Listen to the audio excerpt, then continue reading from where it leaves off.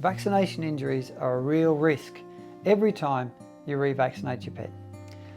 So number one, titer test first to make sure that you don't revaccinate if it's unnecessary. You just need to understand what vaccination injuries are and how they happen. So vaccines, you're injecting something into the body which is not the normal route by which that body has evolved to deal with infections. For instance, parvovirus, it comes into the mucous membranes in an infection in the wild.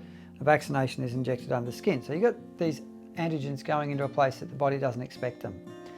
This can upset the immune system and create a chronic imbalance or dysregulation of the immune system.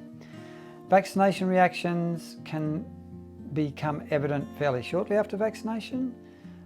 Most vets will say that anything that is less than 24 hours away from a vaccination is not a vaccination reaction. My experience is that you can have animals develop autoimmune disease, allergies, chronic health conditions and things like that anywhere up to 6 to 12 months after a vaccination. It's like the shock goes into the system and it can take quite a period of time before that shock then comes out in symptoms in the animal with a vaccination injury.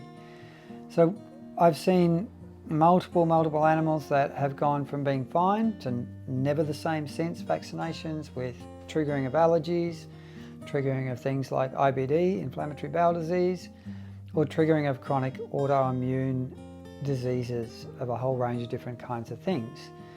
What can you do to prevent vaccination injury? Number one is minimise exposure to vaccines. I'm not anti-vaccination. I think they're a great idea. They give very strong protection. But if you titer test and never revaccinate an animal that has good antibody levels, that takes a lot of the risk away. If you avoid any non-essential, non-core vaccinations, that takes a lot of risk away. And a lot of vets are just going to say, come back every year and have them all. Come back every year and have them all. Come back every year and have them all. I absolutely don't recommend doing that. If you've ever had an animal that has had any kind of obvious adverse reaction from a vaccination, you need to be aware that if you follow up with further vaccinations, the risk of more severe reactions and perhaps really chronic injury gets higher and higher with every vaccination.